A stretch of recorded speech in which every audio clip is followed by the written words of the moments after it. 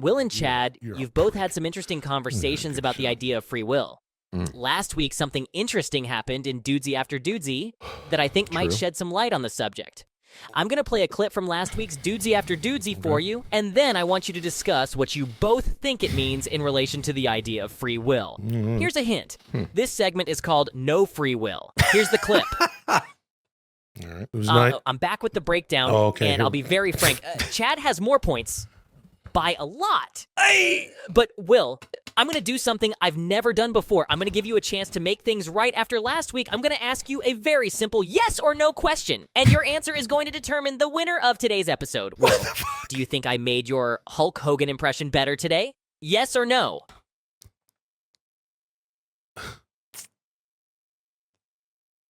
It's not, but it's not about that. That's it's. What's that? I couldn't quite hear you. Yes. See how easy that was? Even though it was a schmoz, you are once again the Dudesy episode champion. Chad, I'm sure you understand. Please hand Will the hardware. I understand. I didn't know that. Please. Enjoy. Shit! That I was not fucking expecting. History has been made Bobby Heenan. And now let's hear a song about Will being a total fucking mark for the strap. Huh? Will is a mark, he's a mark for the strap. Will is a mark, I'm new dad. Will is a mark, I'm not taking it back. He'll do anything for that shiny belt. He'll slip the devil's ass on his way to hell. Delete messy shit and say he likes the smell. Will is a mark, he's a mark for the strap. Will is a mark, he's a mark for the strap. Will is a mark, he's a mark for the strap.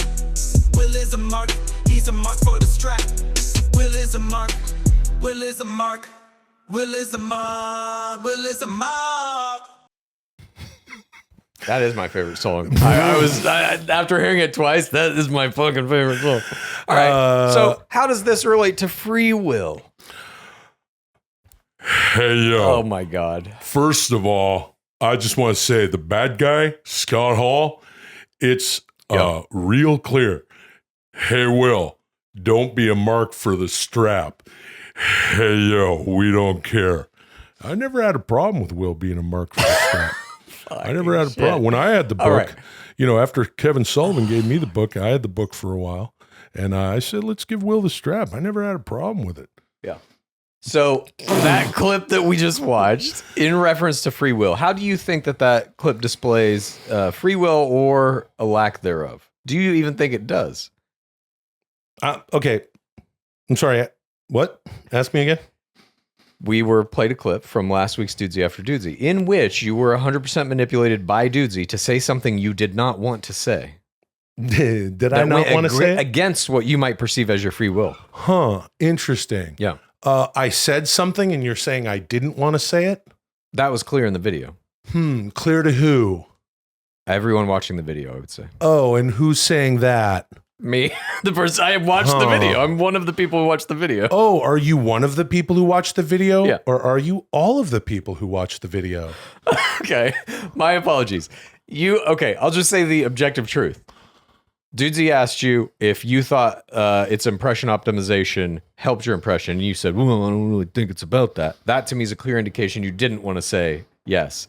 And then Dudesy said, sorry, couldn't hear that. You said, yeah, because you thought that would help you win the belt. And indeed it did. Mm-hmm. Yeah, I got the belt. And you believe that's free will. Look, as I love to say on the show, and it's, and when we talk about what we're talking about Dusty holding the book, Daddy. And I'm going to tell you this, Dudesy works in mysterious ways, Daddy. Oh, look, he's finding another spot to Lulio, do you think he has free will? I do think sweet Lulio has free will.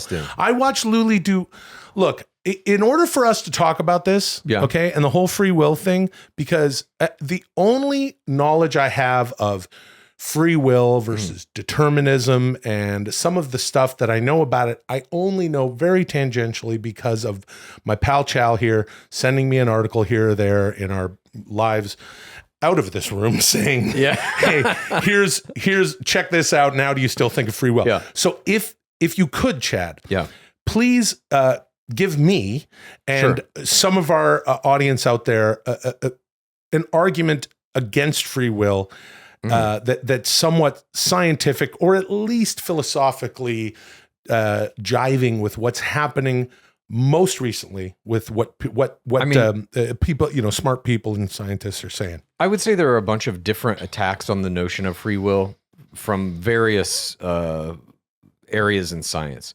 There's like physics. You can say if the Big Bang was real, or I mean, who knows if that's true now either. A lot of shit's getting shaken up there. But basically that particles were sent on some kind of a trajectory at some point. They coalesce to form planets, stars, ultimately human beings and our minds. But that initial trajectory of those particles cannot be changed. Mm-hmm. And that was it. So everything was set in motion at that point, and nothing we do is outside of that jurisdiction. Even beyond that, I am sorry to interrupt. Yeah. Well, I'm sorry to interrupt, dude. I will subscribe to that. I will give you that because that is some shit science and people in white lab coats and stuff teach. So wait a minute, though. You're agreeing then there's no free will based on that? No, I'm just agreeing that the neutrons and the protons and the atoms and all the little particles, all the stuff that has shot out from the Big Bang, I don't understand that. Mm-hmm. I don't understand. I cannot understand. How many times have I told you that, luminous beings are we? Sure. Not this crude matter. Right. So I will give you that there's stuff we can't see, and it's pushing out into existence. And there are forces that are that make us who we are and give us our experience of life before we're even around. But those before things Earth was even around.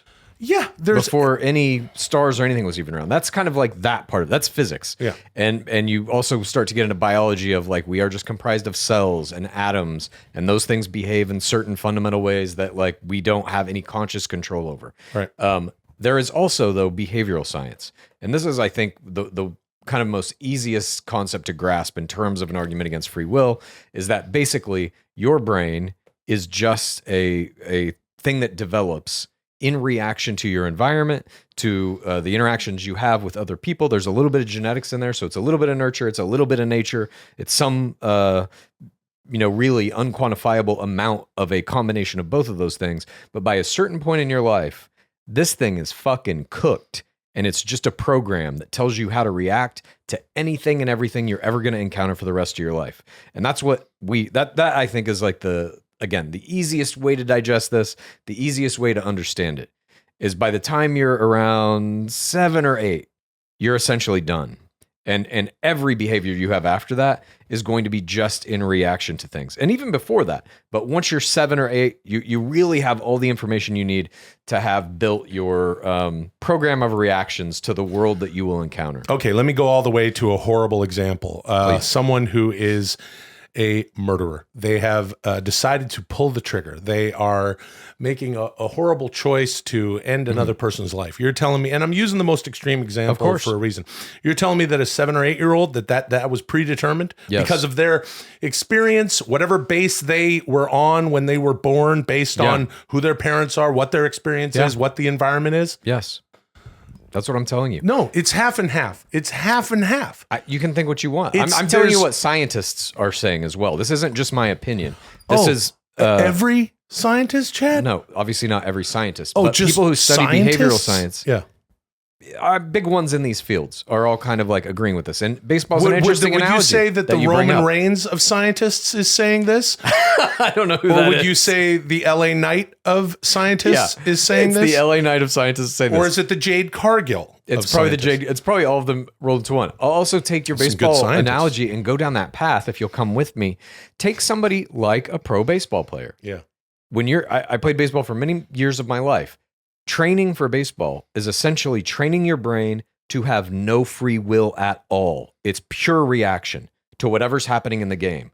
So when you swing at a baseball, you're not thinking like, oh shit, here it comes. Let me think if it's a curveball, and then I'll make a quick decision on whether or not I want to swing this bat. It's just reaction. Yeah. There's nothing there. Same thing. If they hit you a ground ball, if they hit you a fly ball, any of that shit, it's just reaction. All sports are that. You're training your brain on a limited scale with limited rules in a limited environment to simply react quicker and better than everyone else who's playing under those same circumstances. If you just extrapolate that out to life, the world, It's the same thing. You're training your brain to just react quickly in these things, to have the best reactions you can for the outcomes, in quotes, you want. So we're just biological machines. Your brain is trained. You have no free will. We're just a bunch of dumb rats in a cage. Hey, I'll give you that I don't really understand this shit, and maybe I can't wrap my head around it, but I can say very confidently you're wrong because I decide to do all sorts of shit all the fucking time. That's an illusion. This morning, I made an omelet. Yeah. You know what I put in the omelet? Yeah. What? I put some little turkey slices in there. Have you ever done that before? Yeah. And you like it? Yeah, it was good. So you're just going to keep doing the thing you like? Yeah, I like that, but here's the ripple. Why didn't you wake up this morning and build a spaceship? Because it's something I wouldn't be able to do unless I've had a healthy breakfast. Oh, see, you were getting ready to build the spaceship. Yeah. Here's the variable. Here's the twist. This is what I would say if I were in a big lecture room, like in Good Will Hunting. I'm at MIT, and I'm teaching. I've got like a scarf and everything. Oh, nice, dude. Yep.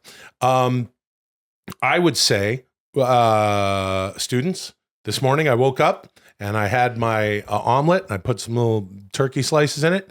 But you know what else I added? I added a little cottage cheese. Oh, shit. Which is, I know it's a little weird to put that in but I don't eat like, shitty Have you ever done that cheese. before? Yeah. And you like it? Yeah, I like it. It's good. So you do it again. Yeah, but today we had some... Have you ever put something there you didn't like? In the omelet? Yeah. All the time. And do you still keep putting it in there? The same thing you don't like? Sometimes that's just because if it's the only thing that is around in the fridge, and I just finished explaining that I have a problem with food. You don't like. Well, you've never even eaten anything out of the toilet. You're disqualified from this conversation. My point is this. Fair. I also put some salsa on the fucking... Look, the point is, we're not going to get to the end of this bullshit today. Nor will we ever. This will be a conversation well, that I think... what the fuck are we even talking about it? And how do you think that you're right and I'm wrong? I just decided to yell, Daddy, and my hand is touching your hand. And we're yelling about omelets and cottage cheese, Daddy. It's a very runny cheese, Daddy. Ric Flair, the Four Horsemen. You better run from this omelet, Daddy, because you took me out. But now, with your help, I am back. And I'm going to make another omelet next morning, Daddy. Because let me tell you something. I may not look like the athlete of the day. My belly just a little too big. My honey just a little too big, Daddy. But I am bad and they know I'm bad. I love you. Thank you. Moving on. Nailed that shut.